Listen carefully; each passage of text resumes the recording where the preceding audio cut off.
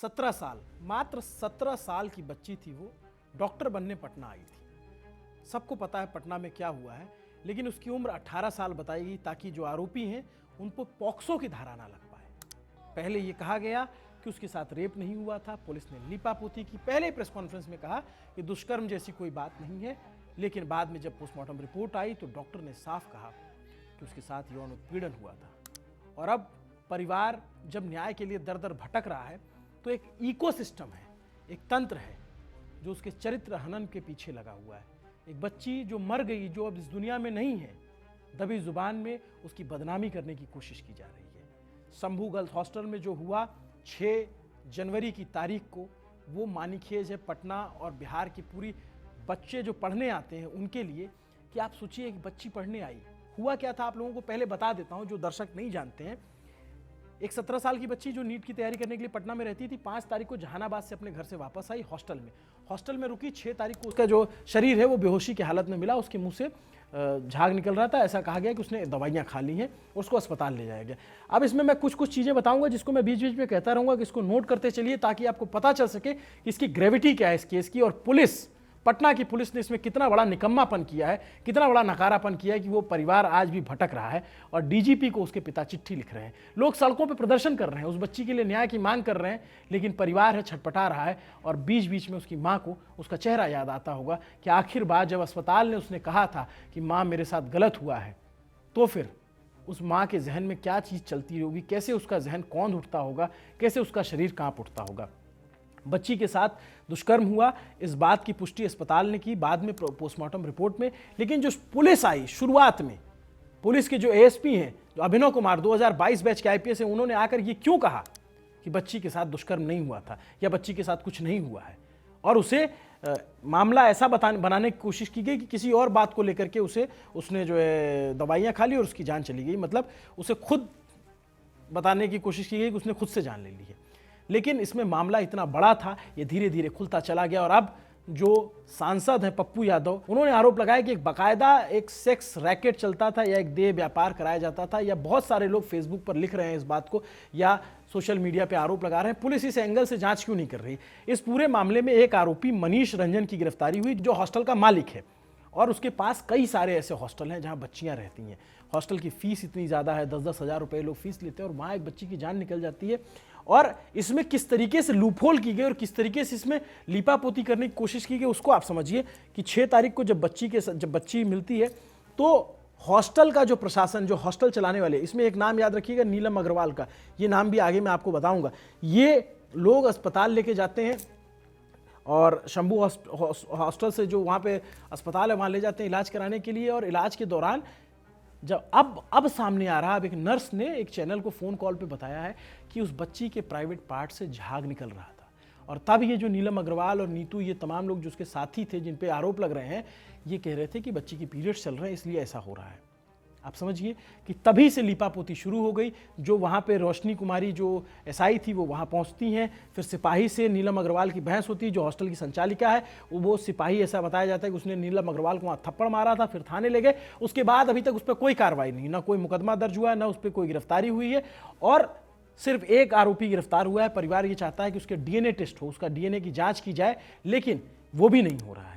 परिवार ने अब डीजीपी को चिट्ठी लिखी। मैं डीजीपी ने को जो पिता ने चिट्ठी लिखी वो चिट्ठी पढ़ के बताता हूँ। अब ये थ्योरी प्लांट की जा रही है कि बच्ची की किसी आपसी में किसी से संबंध थे, इस वजह से उसने जो है दवाइयाँ खा ली, और ये सब कुछ प्लांट किया जा रहा है। लेकिन जो बड़ा एंगल है कि कोई बच्ची अगर बाहर से ज़िले से पटना में पढ़ने आती है और उसकी जो प्राइवेट हॉस्पिटल हैं उनमें उसकी सिक्योरिटी कैसे होगी। अभी तक हॉस्टल की तरफ से सीसीटीवी फुटेजेस क्यों नहीं जारी किए गए, क्यों नहीं दिखाया गया कि हॉस्टल में क्या चल रहा था। और सबसे बड़ी बात, अस्पताल ने शुरुआत में जब बच्ची वहाँ एडमिट की गई थी, ये सारी जानकारी आई है। जब आरोप लग रहे हैं कि जब उसके कुछ ही कपड़े थे जो पुलिस को दिए, सारे कपड़े क्यों नहीं दिए गए थे, जब इस स्पष्ट तौर पे आशंका जताई जा रही थी। और आपको पता है उसकी जान एक दिन में नहीं गई थी, 6 तारीख से लेकर 11 तारीख तक वो अस्पताल में अपनी ज़िंदगी की जंग लड़ती रही प्रभात हॉस्पिटल में, और उसके बाद उसको मेदांता ले जाएगा और 11 तारीख उसकी जान गई। बीच में उसको एक बार होश आया था और उसने अपनी माँ से कहा था कि माँ मेरे साथ गलत हुआ है, टूटती ज़बान में उसके शायद आखिरी अल्फाज रहे होंगे। 17 साल की बच्ची थी, मात्र 17 साल की। पिता ने जो चिट्ठी लिखी है, एसआईटी बन गई है, तमाम जांच हो रहा है, सब कुछ हो रहा है, लेकिन पिता ने जो चिट्ठी लिखी है वो चिट्ठी अपने आप में एक पीड़ा, एक वेदना का खत है इस प्रशासन के खिलाफ। बिहार सरकार, जो गृह मंत्री हैं, जो सम्राट चौधरी हैं, जो डीजीपी हैं, तमाम लोग इसको सुने, देखें, जाने कि सिर्फ एक बच्ची से जुड़ा मसला नहीं है। जो तमाम बच्चियां, मैं बार बार कहता हूं, फिर ये बात दोहराता हूं कि लड़कों से ज़्यादा संघर्ष लड़कियों का होता है। लड़कों का संघर्ष घर से बाहर निकलने के बाद शुरू होता है, लड़कियों का संघर्ष घर के अंदर से शुरू होता है कि उसे घर से बाहर जाना है, पढ़ने जाना है। लड़के शादी करने के लिए पढ़ते हैं, लड़कियां शादी से बचने के लिए पढ़ती हैं। ये कटु सत्य है जिसको कहना अपने आप में बड़ा जोखिम भरा है, लेकिन सच कहने से डरना नहीं चाहिए और हम डरते नहीं हैं।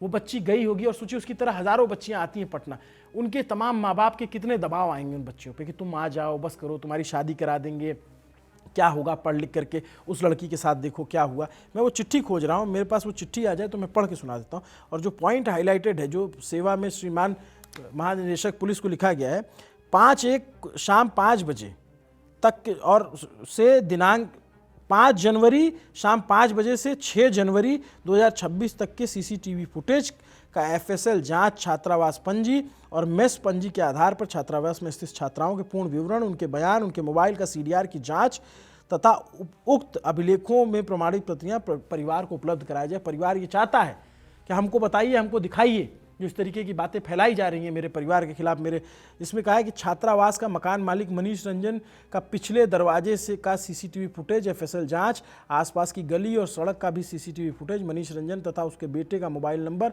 का सीडीआर की जांच करनी चाहिए। क्यों नहीं हो रही है जांच? छात्रावास संचालिका नीलक अग्रवाल, पति श्रवण अग्रवाल, संचालिका के बेटे अंशु अग्रवाल के मोबाइल का सीडीआर निकालकर जांच करना चाहिए। क्यों नहीं हो रही है जांच? डॉक्टर सहजानंद और डॉक्टर सतीश प्रभात जो है और डॉक्टर अभिषेक तथा महिला डॉक्टर जया का मोबाइल के सीडीआर निकाल के जांच की जाए कि इन्होंने प्राइमरी तौर पे क्या बात की थी, हॉस्टल के लोगों ने इन्हें क्या सेट करने की कोशिश की, इन्होंने ऐसा बयान शुरुआत में क्यों दिया था। और जो चित्रगुप्त थाना की प्रभारी थी जिसका नाम पहले लिया, रोशनी कुमारी, उसकी भूमिका की जांच हो। अब रोशनी कुमारी को सस्पेंड कर दिया गया और शुरू से संदिग्ध लग रही थी भूमिका, लेकिन अब सस्पेंड किया गया है। और छात्रा के आसपास अस्पताल में भर्ती होने के अगले दिनांक 7/1/2026 रात्रि के 10:30 से 11:30 के बीच अस्पताल में कार्यरत एक नर्सिंग स्टाफ जिसने स्वयं एम्बुलेंस से छात्रा को उतार कर अस्पताल में भर्ती कराया था, छात्रा की माता को बताया कि लड़की के साथ बहुत गलत हुआ है। ये कथन अत्यंत गंभीर और संदेह उत्पन्न करने वाला, अतः निवेदन है कि उक्त नर्सिंग स्टाफ की पहचान कर उसका बयान विधिवत तरीके से दर्ज कराएं। सीसीटीवी फुटेज, ड्यूटी रजिस्टर, प्रासंगिक अभिलेखों में आधार पर इस तथ्य पे निष्पक्ष जांच कराई जाए। छात्रा जो कपड़ा पहनी थी वो कपड़ा भी प्रभात मेडिकल हॉस्पिटल द्वारा परिजनों को उपलब्ध नहीं कराया गया था, जबकि वो कपड़ा भी जाँच में अहम सुराग था। 8 जनवरी तक सभी रिपोर्ट उपलब्ध होने के बावजूद बच्ची का इलाज ड्रग एब्यूज़ के लिए नहीं किया गया। 9 जनवरी को प्रभात हॉस्पिटल के आईसीयू की ड्यूटी में मौजूद डॉक्टर अभिषेक द्वारा उसे वायरल मेनिंजाइटिस ऐसे कुछ दवा का नाम है, सिर में रक्त के थक्के और उसके आधार पे जो कुछ दवाएं दे करके परिजनों से की गई। तो जो डॉक्टरों की जो कार्यप्रणाली वो भी सवालों के घेरे में। आप सोचिए कि आज 6 जनवरी की तारीख थी जब बच्ची को अस्पताल ले जाया गया, आज 26 जनवरी है। देश जो है त्यौहार मना रहा है, राष्ट्रीय पर्व मनाया जा रहा है, परेड चल रहा है, गणतंत्र दिवस, गणतंत्र जिसमें गण की बात होगी, लोगों की बात होगी, लोगों का तंत्र होगा। और लोगों के तंत्र को कैसे जो ये राजनीतिक तंत्र है, ये पुलिसिया तंत्र है, ये कैसे तबाह करने में लगा हुआ है। ये इनको प्रोटेक्ट करने के लिए बनाया गया था कि लोगों की बात होगी, आम लोगों के हितों की रक्षा होगी। एक 17 साल की बच्ची की जान चली गई, एक 17 साल की बच्ची के साथ दुष्कर्म हुआ, एक 17 साल की बच्ची जो उसके बहुत सारे अरमान रहे होंगे, उसके माता पिता के बहुत सारे अरमान रहे होंगे, उसके शरीर के साथ उसकी भी हत्या कर दी गई। लेकिन पुलिस लीपापोती करती रही। पटना पुलिस, पटना के एसएसपी कार्तिकेय शर्मा और पटना के एसपी अभिनव कुमार, इन दोनों लोगों से गंभीरता से सवाल पूछा जाना चाहिए कि आप लोगों ने शुरुआत में ही केस को डिरेल करने की कोशिश क्यों की आपकी पुलिस ने।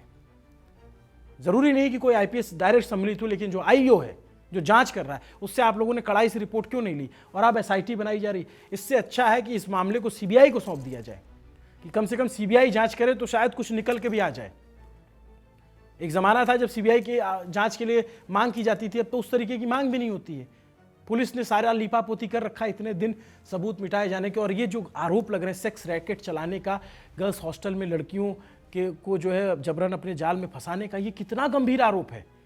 इस मामले पर जांच क्यों नहीं हो रही, इस मामले की तय क्यों नहीं करी जा रही है? जो सांसद हैं पप्पू यादव, उन्होंने क्या कहा उसको सुनिए आप। और अभी भी निर्भया जैसी बच्ची का चरित्रहीनता करना, लगातार एक ही बात। यदि आपको हिम्मत है ना, तो आप मनीष रंजन का बेटा और अंशु अग्रवाल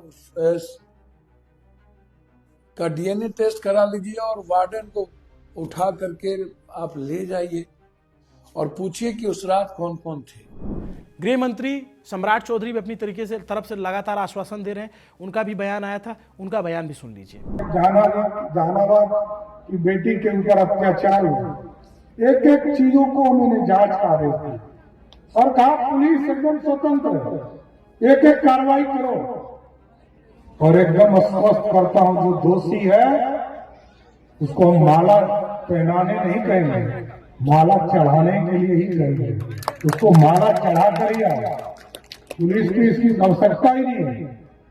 कोई यदि छोटी सी बच्ची के साथ इस तरह का घिनौना अपराध करता हो, उसको बख्शा नहीं जा सकता, बख्शने की जरूरत भी नहीं। जो क्रूर हो और जो कायर है, जो छुप कर अपराध करता हो, उससे बड़ा डरपोक कोई नहीं हो सकता। इसलिए समाज से ऐसे लोगों को जाना चाहिए।